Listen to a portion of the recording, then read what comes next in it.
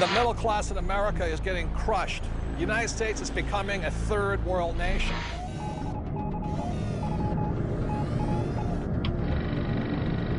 We're now at the most critical juncture in all of humanity. This is the year and next year of the commercial crash. This is going to be the biggest wealth transfer in my lifetime. All the more reason to protect your assets. What they're always trying to do is predict, and I think the word is preparation. Most people throughout the world are not financially educated. The whole world is based on debt. You can count on the government destroying the dollar. You're really that worried about Goldman Sachs and Lehman Brothers?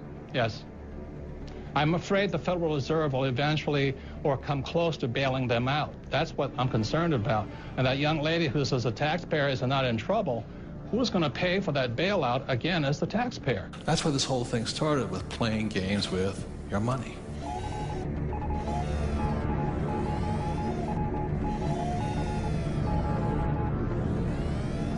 I think the biggest attitude to take is the opposite of what the papers do. Money does not start in your hands. Money actually starts in your head. And so what people have are these age-old, industrial-age beliefs, you know, sacred cows such as go to school. Everybody says, yeah, you got to go to school, but you don't learn anything about money. Once I understood the game, then I could decide which way I wanted to play the game. So some of you who watch this program are going to say, well, that's not fair, or we're not trying to be fair. There is no fairness when it comes to money. Either you're a winner or you're a loser. That's all my job is, to inspire you to use this. Don't be a Pavlovian dog. I guess what a sacred cow is, if you define it, is something that everyone kind of accepts as truth, and it's taboo to say anything bad about it or go contrary. There's a lot of these things that I think are really serious. They hurt people. Why the sacred cows is because we have been taught things that really are, number one, don't apply today. The thinking is obsolete, and it's putting people back into dire financial consequences because they're following old, outdated advice. Today's world's different than it used to be. The way things always have been done aren't working, and it's time that somebody stands up and shoots a few sacred cows so that people stop suffering. We've got a lot of financial storms. Will they dissipate? I don't know, but if they don't, boy, we need to be prepared, don't we? The whole world is based on debt. It's trying to deflate, and governments around the world are fighting the natural deflation tooth and nail. Debt is like a handgun. It can be either used to protect you or it can kill you if you use it the wrong way. The way I grew up, I had zero financial education because we had zero finances. Most of the people here are entrepreneurs, and what an entrepreneur does is an entrepreneur solves problems, and they see the problem, and the problem is only getting worse in terms of the whole financial crisis and what's happening to individuals. I mean, people are getting wiped out at later in life when they thought they could retire. It's so important who is surrounding you when you're hitting rock bottom. And you want to make sure that you have a backup plan. Many people want to change the government rather than change themselves. We have a solution. I feel we have a very strong solution. Hello, I'm Robert Kiyosaki, and I'm probably best known for my book, Rich Dad, Poor Dad. And I'm Kim Kiyosaki. And today, you know, we're in a financial crisis, and we saw this coming, and that was the reason back in 1996 we created the Rich Dad Company, was to provide financial education so people can learn to take care of themselves. If something isn't working for you financially today, then maybe you need to look for new answers. And we're always looking for new answers, and that's what this documentary is about. So it's about you getting financially educated and taking charge of your life and not depending on the government or other financial experts, and depending upon yourself. So our answer to the financial crisis is to get financially educated. Financial education begins by shooting the sacred cows of money.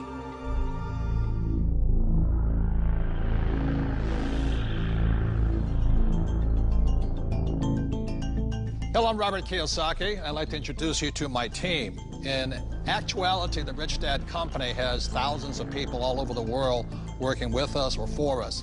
But these people are the core of my team. They're friends, most are entrepreneurs, and they're my advisors. Many have written the Rich Dad Advisors books. Most of us know what a soccer team looks like, or an American football team, or a baseball team. In business, successful people have great teams because business is a team sport. And one of the reasons so many people hurt financially is they're individuals playing against massive teams like big banks and things like this. So if you're going to be successful, you have to have a great team, great partners, great friends. The mission is to change people's lives through financial education, because most of us are entrepreneurs. We run our own companies. And as you know, right now the world is in a massive financial crisis. And for many people, they woke up to the crisis around 2007 when the subprime mess hit. But in reality, this subprime mess, or this global crisis, and it is a global crisis, has been brewing for years. And today, people are struggling, people are losing their homes, their jobs, their savings. Also, the rich are getting richer. So what this program is about is why people are struggling and what you can do personally to not be one of the victims of this crisis, because it is a global crisis. Time out. You need to know the 5 elements of financial education. Element number 1 is history. There are many interesting dates, but in 1913, the Federal Reserve Bank was created.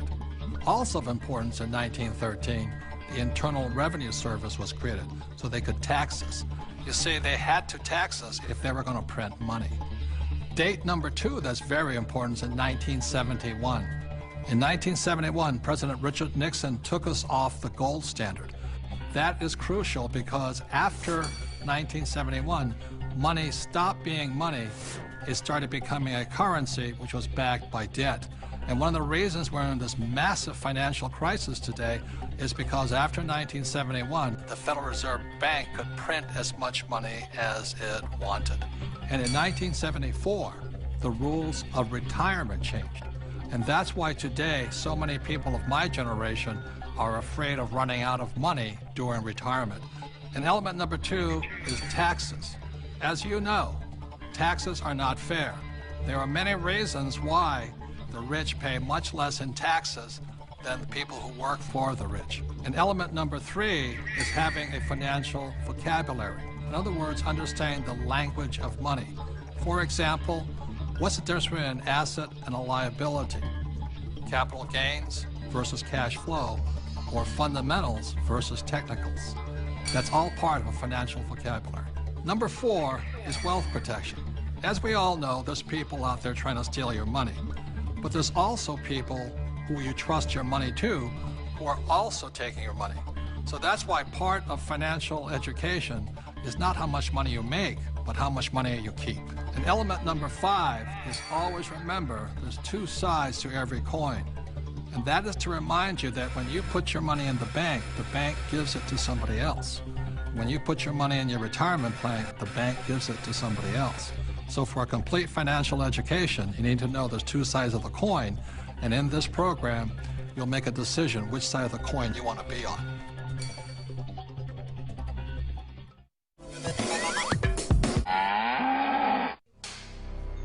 But one of the biggest sacred cows of all is go to school.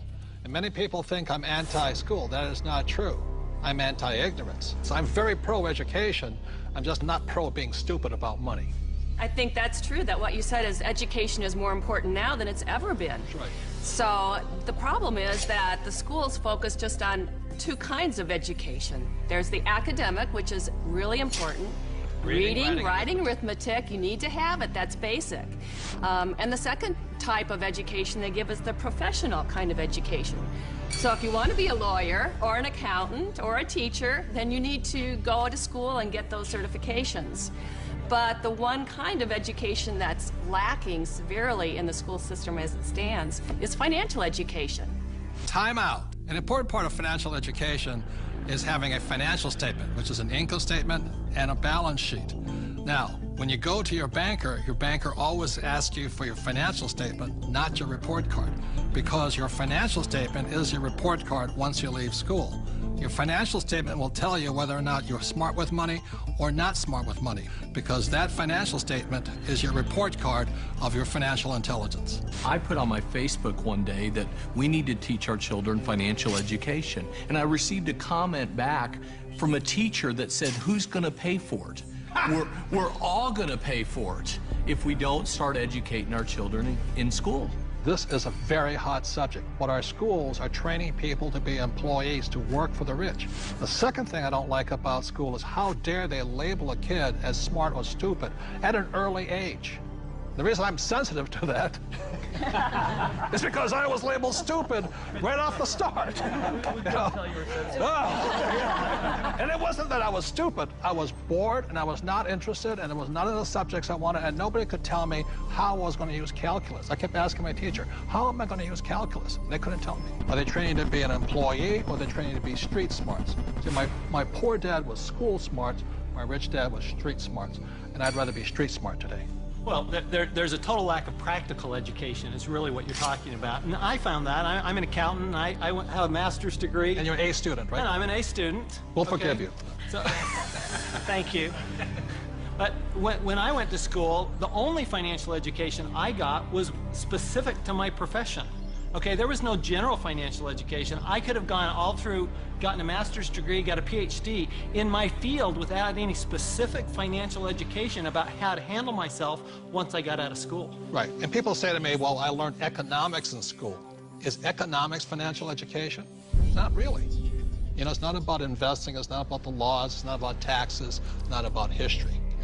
Well, Robert, as a lawyer, I see all sorts of people walk through the door. And some are highly educated, and some have no education at all, but like you said, they're street smart.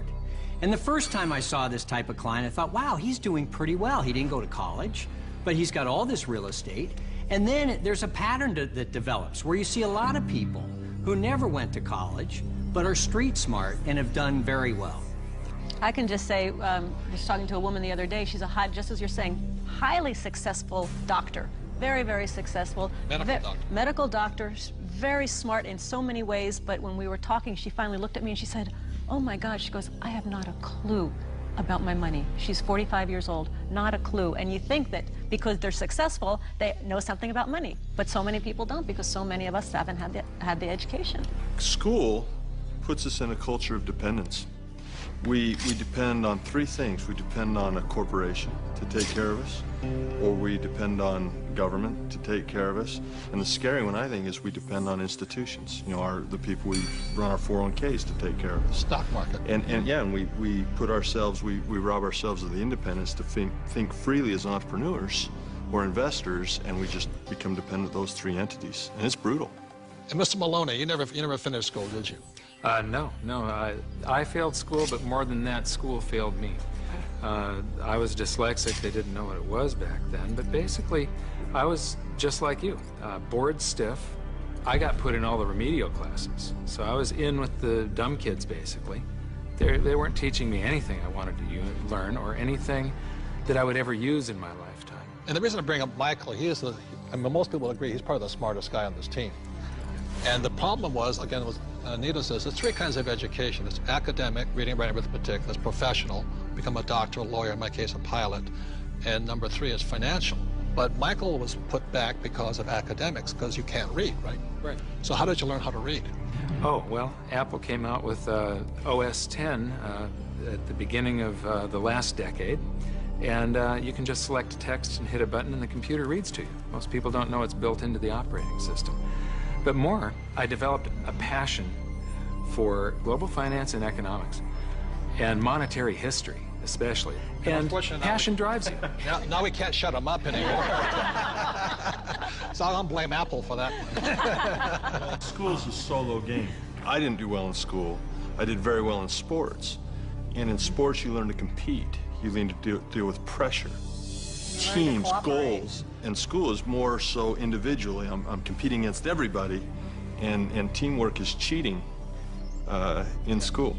Some of us cheated better than others. And I'll just say last thing about school and money, which is a sacred cow. One of the things that really upsets me about schools and money is this. In America, schools are based upon real estate tax. In other words, if you come from a rich neighborhood, the real estate tax pays for better schools. If you're from a poor neighborhood, you get less money. So anytime somebody tells me schooling is about being fair, that is, when I look at the numbers side of it, is if you're poor, you're getting the worst possible education. And to me, that is cruelty. So how does a person learn about money? how does a person increase their financial intelligence? This diagram, called the cone of learning, provides some interesting clues. The cone of learning was created by an educational researcher named Mr. Dale in 1969. And what he found is that the worst way to learn is by reading or listening to a lecture. And the best way to learn is at the top, which is simulations or games, and then doing the real thing. The interesting thing is my poor dad, who was good at school, thought that reading and lecture was the best way to learn. My rich dad taught me to be a rich man at the top of the cone. He taught me using the game Monopoly. You know, 4 greenhouses, 1 red hotel. 4 greenhouses, 1 red hotel. And then we went out and did the real thing. So one of the ways, if you want to learn without much risk, is by simulations, play games. The reason my wife and I created the cash flow game was so that you could play and learn physically, mentally, emotionally, but make a lot of mistakes with play money. So how many people in this room have made financial mistakes? You know, the only thing we were ever taught was maybe how to balance a checkbook, how to have a savings account, those basics. Financial education is like learning another language. Yeah. You know, when you learn real estate, it's a different language than stocks. It's a different than entrepreneurship or commodities, oil or gold. I say this all the time in Mexico. If you learn English, you can do business with the whole world. When you learn to speak the language of money, it opens up a whole new world. Yeah. And unfortunately, in our school systems, we don't teach the language of money. We teach people the language of becoming a doctor, lawyer, or an employee. And the next sacred cow is get a job, or go to school and get a job. Now, the problem with getting a job is, who do you think pays the most taxes? The owner of the business or the worker? To that, I'll turn to my accountant here, Tom. Well, it's clearly the employee who's paying the most taxes. And, you know, I started as an employee right out of school, and I was paying high taxes. Even though my job is to reduce taxes, I was paying high taxes. And then I started, I know, ironic, isn't it? and then about 15 years ago, I started my own business. I started my own CPA firm, and I was now self-employed, and I was even paying more taxes. So it wasn't until I started acting like a bigger business and was really a significant sized business that I started paying less taxes. And it's because it's the business owners, and it's the entrepreneurs, and it's the investors, the active investors, that really pay the least amount of taxes. Time out. During this program, you'll hear a lot about E, S, B, and I, also known as the cash flow quadrant. E stands for employee. Employees have a job. S stands for self-employed, small business, or specialist, like a doctor or lawyer. These people own a job. B stands for big business, 500 employees or more, and these people have other people working for them. And I stands for an investor, and investors have their money work for them. Now, my poor dad always said to me, go to school and get a job, and he wanted me to become an employee or a specialist like a doctor or a lawyer. My rich dad said, if you want to be rich, you have to be on the business owner or the I side. And that's the difference between my rich dad and my poor dad. If you look at the cash flow quadrant, you have the E, S, B, and I. The people that go to school are on the E and the S side. The S stands for specialists like a doctor or a lawyer, and E's are employees. But doctors and lawyers pay the highest taxes, right? Oh, by far. It's those people that are self-employed, because not only are they paying the highest income taxes, they also get the privilege of paying Social Security taxes and Medicare taxes on everything they earn. So they're paying extra taxes just to be in that S quadrant. Right. So when you go to school, again, this academic and professional, you go to school, and my mother wanted me to be a doctor. If I had followed in that footsteps, I'd be paying the highest tax possible. And they make a lot of money, but they pay the highest percentage in taxes. So that's why this relates back to go to school. That's right. And they actually have the fewest options of reducing their taxes. The tax laws are really geared towards those people who are creating jobs. You know, and those are the entrepreneurs, those people who are creating housing and, you know, building real estate, because the government understands that's what we need. You know, we want the private sector to do that, and so we're rewarded for doing what the government wants us to do. And that's really all the tax law is. It's a system of rewards for people, what the government wants you to do. Plus, you know, the other part of it, too, is this whole idea of getting a job. There was some kind of a myth out there that goes with get the job, get a safe, secure job. And so that by getting a job, somehow you're going to be taken care of for the rest of your life.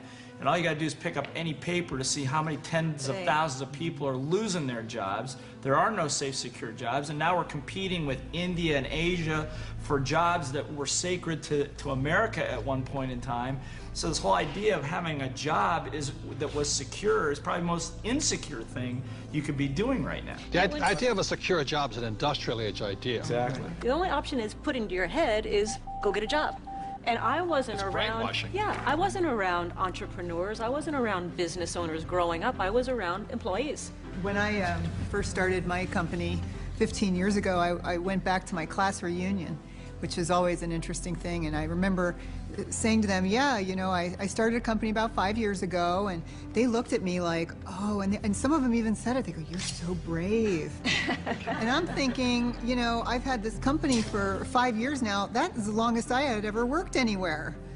See, without financial education, you have to get a job. What's tragic today with so many people losing their jobs, they go back to school to get another job, but they're now competing with their kids. You know, that's insanity.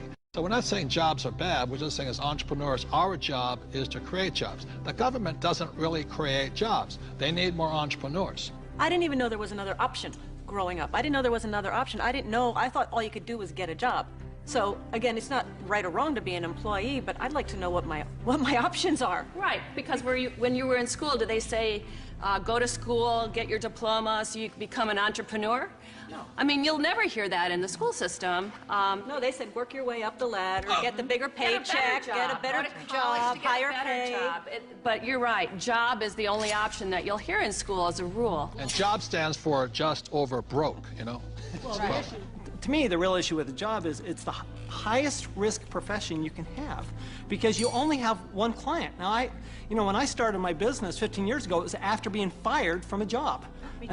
And what I recognized was that, you know what, I had no control over my life because I had one client. That was my employer. Whereas now I have hundreds and thousands of clients. One client fires me, it's not the end of the world. You know, now my risk has gone down considerably, almost to nothing, where when you have a job, I mean, it's just a high-risk play. Plus, the other thing is you're in complete control. That's the piece that I like. I like being able to, if I lose a client or you're an entrepreneur because nobody would hire you. I'm unemployable, there's no question.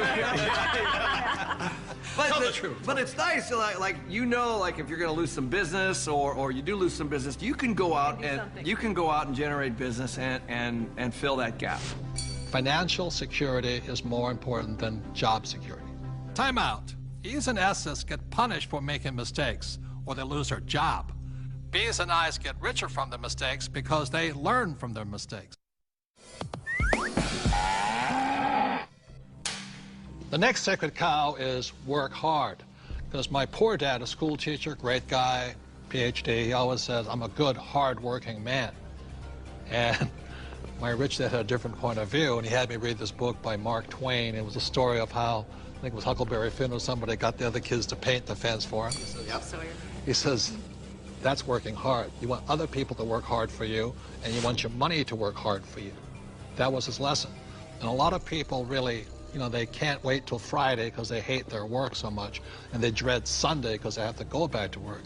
With us, I would say most of us are working 24/7, but we're working differently. And I love my work. And it's challenging, there's problems and all that stuff, but I love it. So we work hard, but we don't work hard in the normal sense of working hard. The problem with working hard for money, because the rich don't work for money. The problem with working hard for money is you pay more in what, Tom? Taxes. Taxes. The harder you work for money, the more you will pay in taxes, right? Well, right. If instead of working hard for money, like you're talking about, instead if you work for assets, then you pay a lot less taxes because the tax law, again, is geared towards building assets. Because as we build assets, we build the economy. Time out.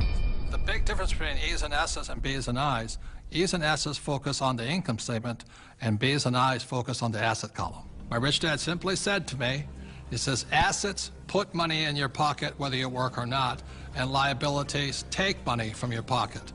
For example, my house is a liability because it takes money from my pocket every single month. Yet my rental properties are assets because they put money in your pocket whether you work or not. One of the reasons so many people are struggling financially today is they're buying liabilities they think are assets. As we build assets, the economy grows, and the employees get benefits also, because now we have more jobs for more employees. But on Michael's side, why are people working so hard is because the Fed's also working hard printing money, right? Yeah, people. I've got friends that just say, I need to get more hours, or I need to get a second job or something like that. They're working harder to make a few more dollars, but they don't realize that over this entire past decade, the average in real income after inflation has been falling. So the harder people work, the less they're making anyway, because the government and the Federal Reserve, the banking system, they're basically stealing it from them. Can we bring in the bags of coins right now? Thank you. I'm not going to hold that. I'll give you an example. In the year 2000, one gold coin cost $300. So this is $300 in U.S. quarters. Today, in 2010, that same gold coin, it takes $1,100 to buy the same coin. So the reason people have to work so hard to keep paying money is because the value of your dollars are going down. So the insanity of going to get another job, pay more taxes, and work harder, when how many dollars did the Fed print in 2009? From August of 2008 through 2009, they created about 1.5 times more paper dollars than it took 200 previous years to print. So that's why people are working harder, because your money is worth less. And it isn't the coin that changed. People don't understand that it isn't this price going up, it's the value of the dollar falling. It's the currency that's changing. The can of soup in the grocery store, that can of Campbell's soup, it's the same can with the same contents from back in 1950 when it was 15 cents to today where it's $1.95 or whatever it is. So that's why the rules have changed. In 1971, the U.S. dollar stopped being money and it became a currency, it became debt. It became an IOU from the federal government. And the thing is, they can print as much as they like of it. And the more they print, the harder you have to work. It all takes place in your head. Take this glass here. In this case, the glass here is context. It holds the content, in this case, the water. E's and S's have a different context than B's and I's. Having a different context, E's and S's attract the sacred cows like go to school, work hard, live below your means. B's and I's, having a different context entirely, attracts a different type of content, different type of information, different type of education. Money is created out of your head. If you're a true B and I, you're not concerned, it's because just like the Fed, we can print our own money. And now, for our next sacred cow, one of our favorite ones, live below your means. How many of you here do not like living below your means? No. That's no fun. It kills people's spirits. And why would you want to live below your means? But many people have to, unfortunately, because the Fed is printing so much money that taxes and inflation go up, which means people are forced to live below their means. Does anybody have any comments on living below your means? Well, if you're on a paycheck, you have that one income coming in, and if you're just one person, you've only got 24 hours in a day to work. So there is a limit to how much you can work to get those paychecks coming in. So in that situation, you are forced to live below your means. Well, and the key here is to raise your means. I mean, that's the idea. It's not that we want to, be in terrible credit card debt or something like that. Instead, let's raise our means, and so that we can live the way we want to live instead of living at this poverty level. So why is it that whenever somebody looks at, some advisor looks at if you want to handle your finances, the first thing they look at is how do you cut expenses? What does a financial planner tell you? The first thing they ask you is, what do you need to live on when you retire? They never ask you, what do you want? Time out. Robert and I definitely do not believe in living below our means. When we met in 1984, we had nothing. But every year we would get together at New Year's and we would set our goals, you know, health goals and this goals. But we also had asset goals, you know, what goals were we going to add every single year. So that's why it took us only about 10 years from 1984 to 1994 to become financially free. Because we just kept adding assets every year. And we continue to do the same thing today, you know, simply because it's fun. It's exciting. It is. One of the best kept secrets. Getting rich is fun. It is fun. It's a lot of fun. And you know, if we want to buy a luxury, if we want to buy a new car, we first buy an asset. So we buy the asset, and the cash flow from the asset pays for the payment for the car. Yes. So that it's again, never living below your means. It's expanding your means through acquiring assets that give you cash flow that gives us all those good things in life. The point here is this. There's assets and liabilities. The way you increase your means is acquire more assets. Not houses, not cars, but assets. So the reason so many people struggle financially is they have no financial education. They may be a good doctor, a lawyer, accountant, or a rock star, but if they don't know the difference between assets and liabilities, and they keep buying liabilities instead of assets, they have to keep living below their means. And not even if you're single or not, if you're on a fixed income, if you're an E and an S, your income is limited. Look, there's 4 major expenses that keep E's and S's poor. Number 1 is tax, and taxes are going to go up because the Fed is printing so much money all over the world. 2 is debt. People leave college with tons of debt, credit card debt to make ends meet, and then their house because they think it's an asset. 3 is inflation. Inflation goes up because as taxes go up and prices go up, then inflation goes up. And 4th is retirement. You must put something away for the day you stop working. So those are the 4 main reasons E's and S's, as a general rule, have to live below their means. But if you have financial education and live on the B and the I side, you can increase your means by increasing assets. I think a lot of people accept mediocrity, and in order to be able to grow in business, in order to make more money, you have to step out of that comfort zone and stop being mediocre. Or hoping the government's going to save you. I think live below your means is one of the greatest spirit killers there is. There's a lot of people who like being poor. I'm not making it right or wrong, but that's definitely not what I like to do. And Kim and I, we definitely don't live below our means. No, I definitely do not like living below my means. I've done it when I was in college, you know, and that's because that was exciting times and all. But I get inspired when I have to create. When I get put into a position where I need to create something new, not contract. I want to be bigger than I am, not less than I am. And I think people are being taught to be less than they are instead of inspiring people to be more than you are. Well, and that's the issue with the idea of a budget, right? A budget is all about cutting. It's all about slicing. It's all about being less than you are. Whereas if instead you were looking at something like a strategy, or you're looking at projections into the future, what can I do as opposed to what can't I do? To me, that's the big distinction. Well, and a lot of it comes from fear too. You know, I think people are afraid of their futures. They're not sure where the futures are gonna lead them. So they think, well, I'll live below my means. I'll save. I won't allow myself to have this small luxury, that small luxury. And then, of course, you know, they fall off the wagon. Well, the worst thing is... And then they feel bad about it. Yeah, so the worst thing is they cut back on their expenses and they save money, right, Mike? That's the worst thing they could do. Right. Depreciating money. It all goes back to the questions you ask. I mean, when you say, I can't afford it, I don't have the money for that, you know, a better question would be, how can I afford it? How can I get the money for that? Expands your mind. And you know, in my community where I grew up, living below your means was pretty much a step up. Just being honest. We didn't have any means, and we didn't live, and we didn't know how to live. It was basically survival. And some of the ways we created those means were, of course, by legal definition, illegal. But you know, that was the way we survived, and that was the way we got by. So now, living below your means is something is completely opposite to abundant living, which is what I believe in my faith is abundant living. The opposite of that, to me, is not the way that God intended for us to live. So that's why I think it's absolutely criminal our school system does not teach us much about money. And what they do teach us, they tell you put your money in the bank, which means you lose more money, and they talk to a financial planner who put you in mutual funds. That is not financial education. That is educating people to give more money to the rich. That will also cause you to have to live below your means. Yes. That's right. That's what they're training you to do. Well, and while you're at it, you're going to be paying more and more taxes because you get no tax benefit for living below your means.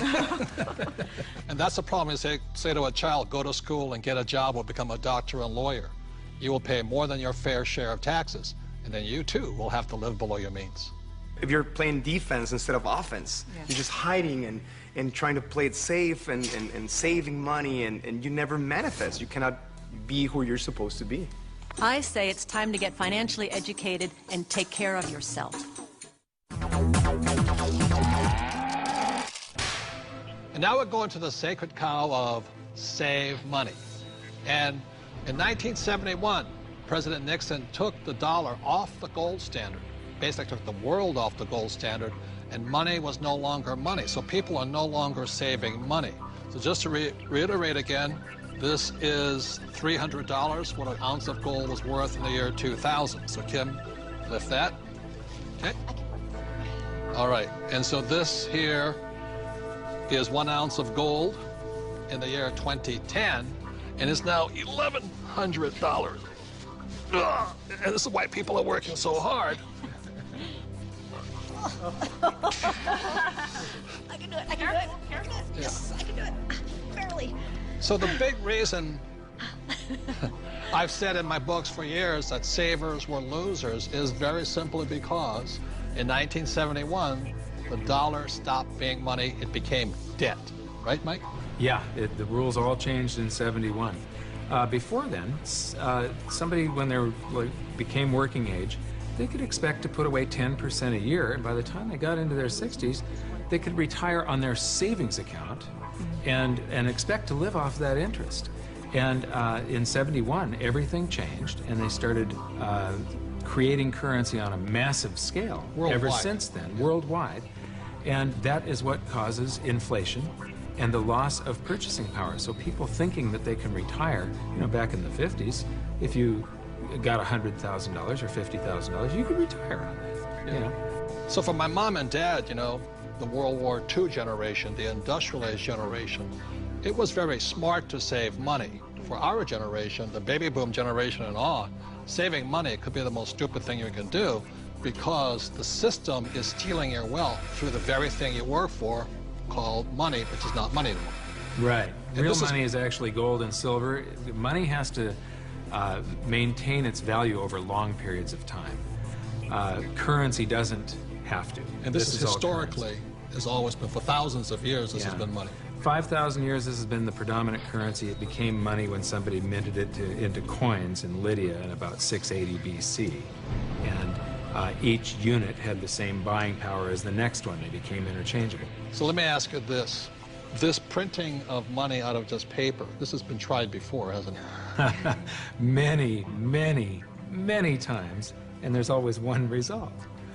You get far, far higher prices of everything, but especially real money. When they start creating a whole lot of currency, eventually, gold and silver lie in wait. And then when the public senses this inflation of retail prices that is caused by inflation of the quantity of currency in circulation, they rush back toward gold and silver, and they have for 5,000 years. So name some governments that have attempted to print money. The Weimar Republic. I don't know what I just did with that $100 trillion bill. He's got a Zimbabwe. The Zimbabwe, yeah. Look at this one. This is the most recent, a $100 trillion note. You know, this is the largest note ever printed, 100 trillion. And this was printed in 2000. Yeah, but when Zimbabwe was created as a country, when it went from Rhodesia to Zimbabwe, they were, the Zimbabwean dollar was on parity with the US dollar. $1 US was the same as a Zimbabwe dollar. This doesn't buy anything today. It doesn't buy a cup of coffee. What, doesn't even buy a cup of coffee? No. In fact, they have ruined it by putting ink on it. You can't write you can't write a list, so it would have been more valuable at this point if it was blank. Right. See, the Greeks did the same thing when they started clipping coins. They just take the silver off of it. The Romans tried it, the English tried it, the Germans tried it, the Chinese tried it, and now the US is trying it. Yep. And so that's why saving money is probably the biggest mistake you could make right now, because today money is no longer money. It's now debt. I can vouch for that because my leg is now numb. So all currencies throughout the world are in trouble, the same way this Zimbabwe dollar is in trouble. And that's the problem with saving money. After 1971, it was no longer money. than 70% of all the currency on the planet is U.S. dollars. If the U.S. dollar goes, the world goes with it. I'm preparing by getting fully diversified. I buy both gold and silver.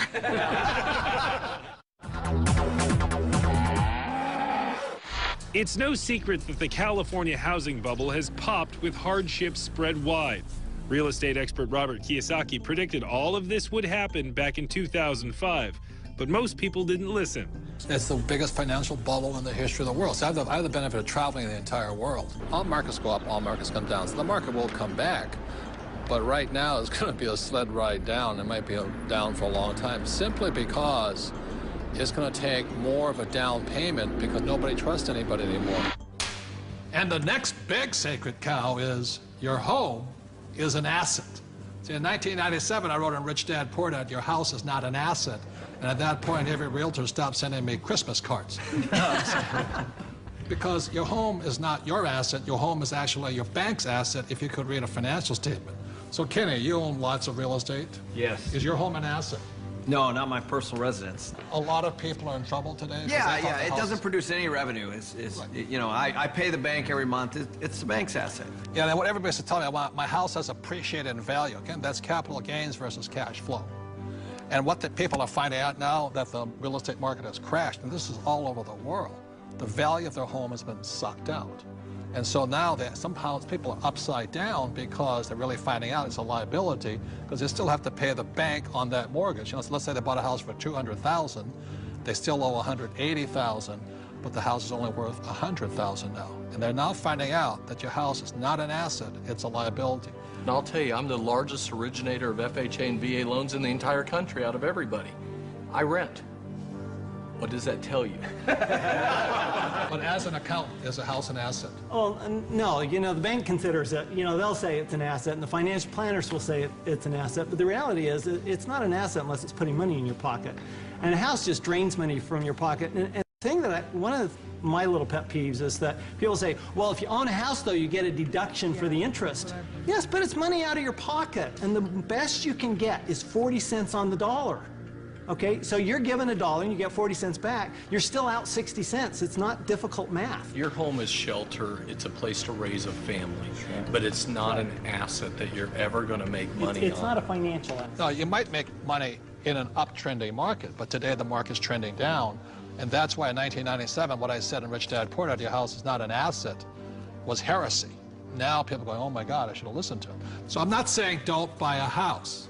I'm saying just don't be financially ignorant and call your house an asset if it's taking money out of your pocket. Because Kim and I own 2 houses, one here in Arizona and one beautiful beach house in Hawaii, and they're our biggest liabilities. People did think, especially in the high times, you know, when the markets were high, they did think their house was an asset. And people, even if they had their mortgage paid off, they were borrowing against their house and putting it into the stock market or wherever they were putting it. So not only were they getting crazy mortgages, but they were taking money out against their house in second, third mortgages. Well, and they were doing it for things like vacations and boats and cars and other things like this. And the reality is the reason they were doing that is because they got to deduct the interest off their taxes. And so they thought that, well, this is okay because I get a deduction. But just because you get a deduction doesn't make it a good thing to do. Well, one of the big mistakes people make is over-improving their house. You know, they put in a $50,000 swimming pool and it brings them $20,000 worth of value. Well, the way I look at it is you just bought a $30,000 babysitter. 50% of the mortgages in Reno are underwater, meaning that the mortgage is greater than the value of the property. All right, and this affects the whole community because people aren't able to sell their homes and move to a place where they can get a better job. The neighbors aren't going to sell their house because values are so far down. So this has affected entire communities. And again, we've heard people say that your home is an asset. Well, we're talking here about financial education, and this is one of the biggest financial lessons that our country has had to learn, a very hard way, that your home is not an asset. This has happened before, and what's going to happen is new laws will come in, new credit will be loosened again here years from now, and the prices will come up again, and people will do it again. It's about a 20-year cycle as in anything. The point here is this is the best time to be buying real estate. If you are a first-time home buyer, this is your best time. Just don't call it an asset. You know, this is the best time to getting back in the market. And that's why it takes financial education. The reason I'm in real estate is for one reason. It's debt. It is one of the easiest assets to get debt on is real estate. But if you're going to use debt, you've got to be highly financially intelligent. Otherwise, if you're not intelligent, just keep calling your house an asset. We're talking a lot about assets, and there are 4 primary asset classes. One is business. As an entrepreneur, you own a business. Number 2 is real estate, and we love rental properties that cash flow, real estate that puts money in our pocket every single month. Number 3 are paper assets, stocks, bonds, mutual funds, savings. Most E's and S's are in paper assets today. And number 4 are commodities, gold, silver, precious metals, oil and gas.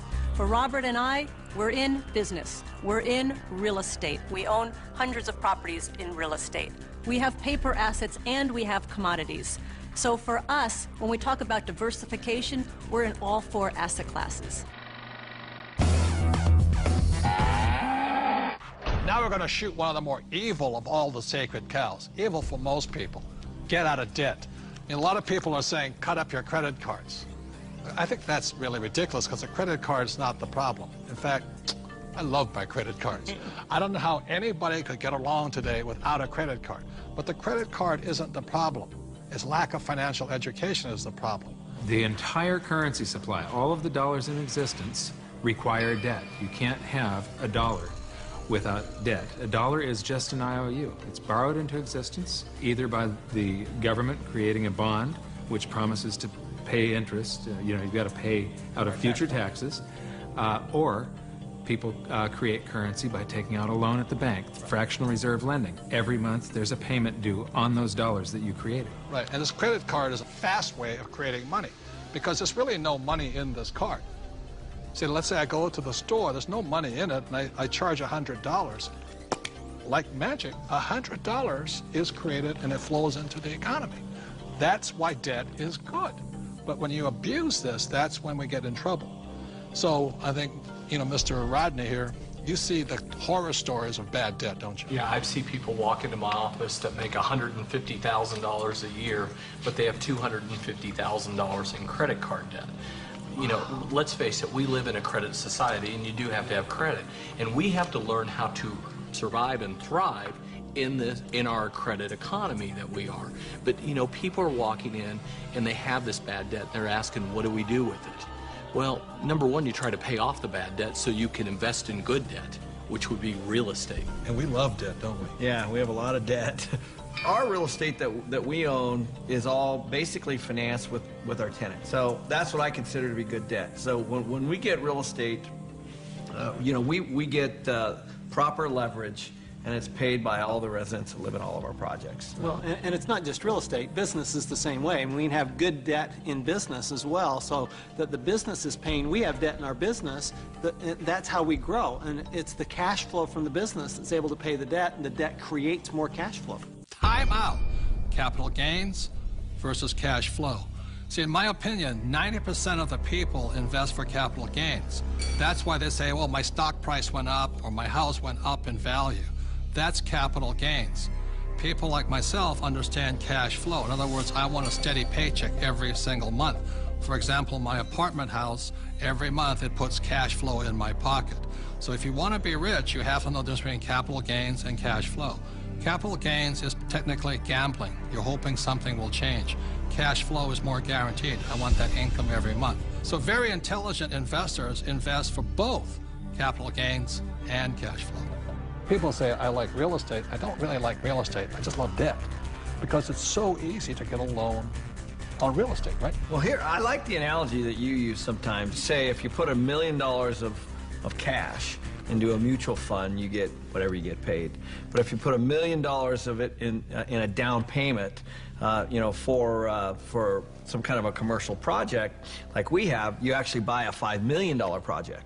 Right. So you're actually getting a $5 million asset with $1 million versus $1 million of mutual funds, and so the value you're creating on that real estate is on the $5 million, not the $1 million. Well, by using banks' leverage. And the tax benefits that you get on the real estate isn't on the $1 million either. It's on the $5 million. So you not only increased leverage on your cash flow and on your growth in your asset, but you've also increased your leverage on your taxes. Well, here's what we're doing.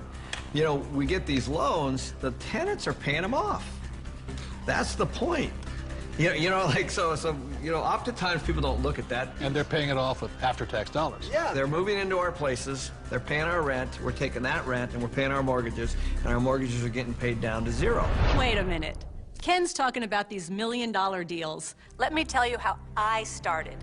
I'm somebody that knew absolutely nothing about money or financing or investing, and I began investing with a little 2-bedroom, 1-bath house, and this was back in 1989.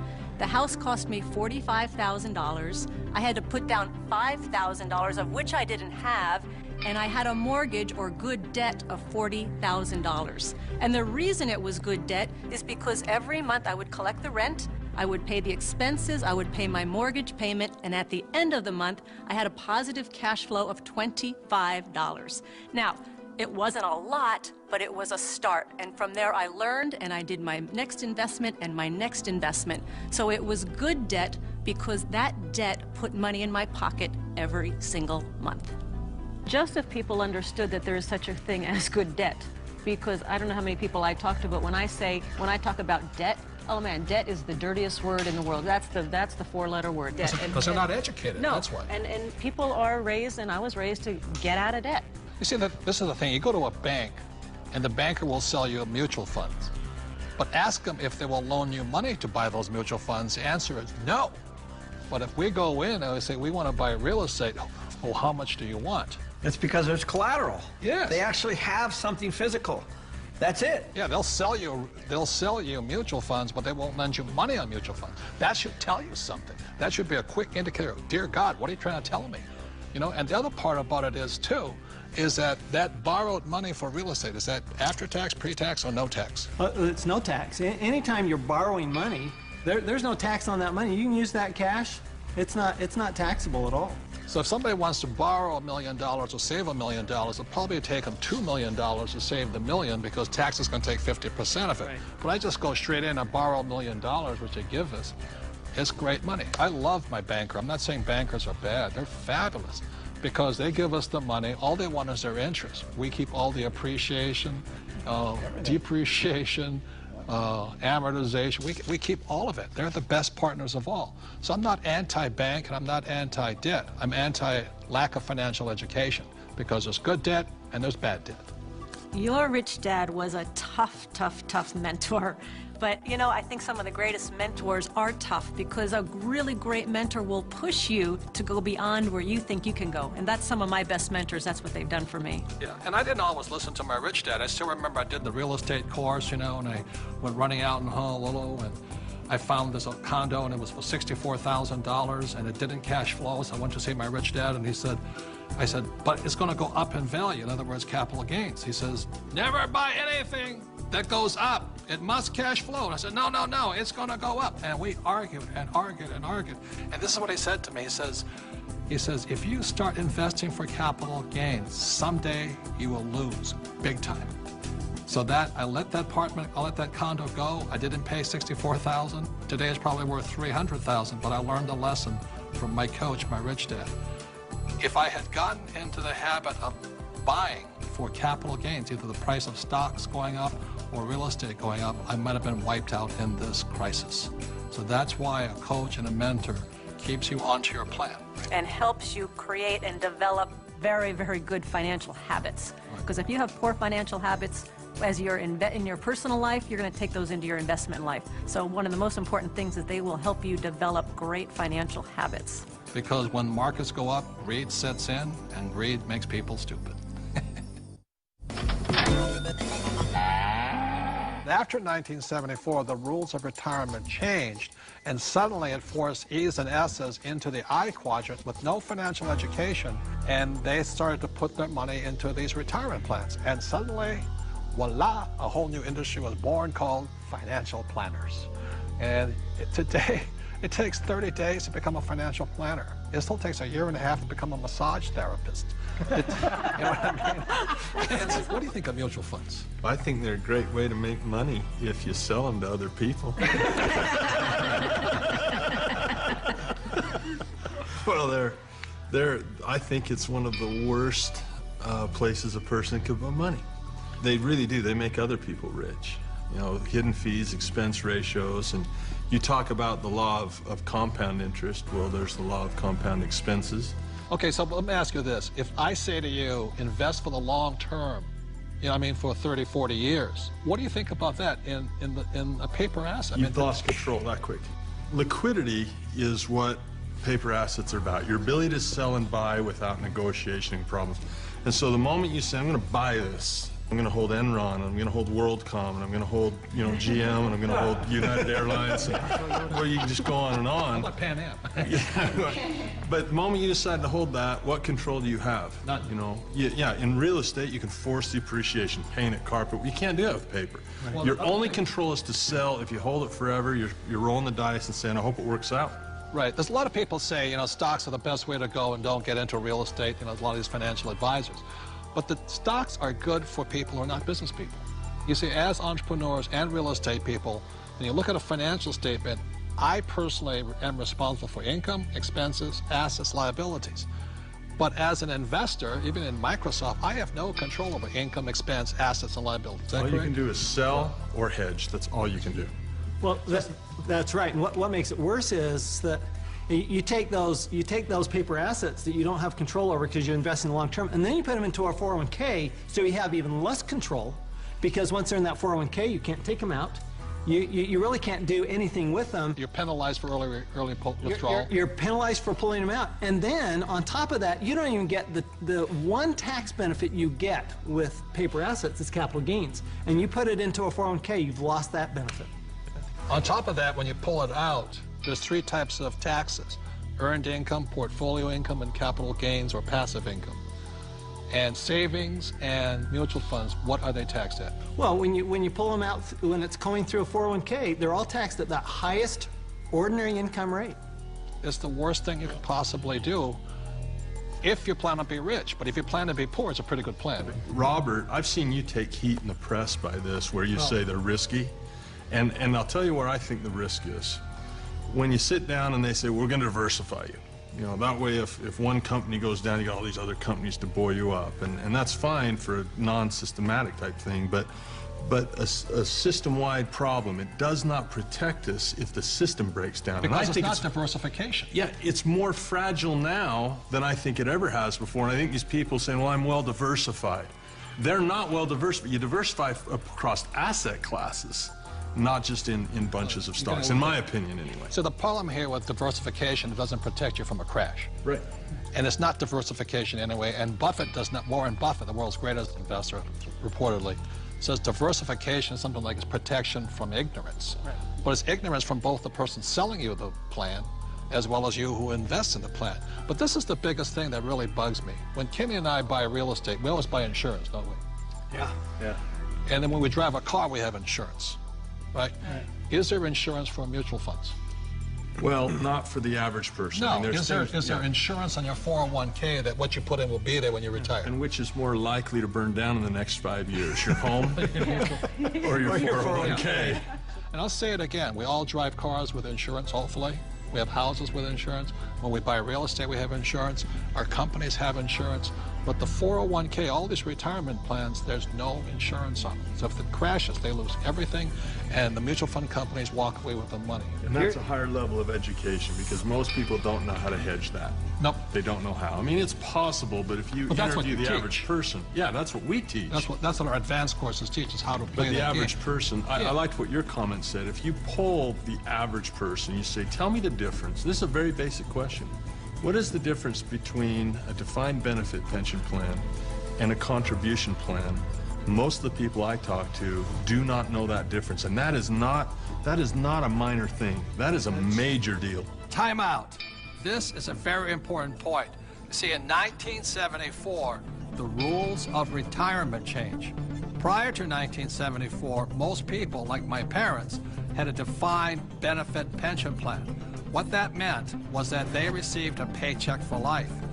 After 1974, the entire world started on to defined contribution pension plan. What you put in is all you get back. And that's why these defined contribution plans, so many people are terrified of running out of money in retirement, simply because with a defined contribution plan, you can lose everything in the market crash, or you can run out of money before you die.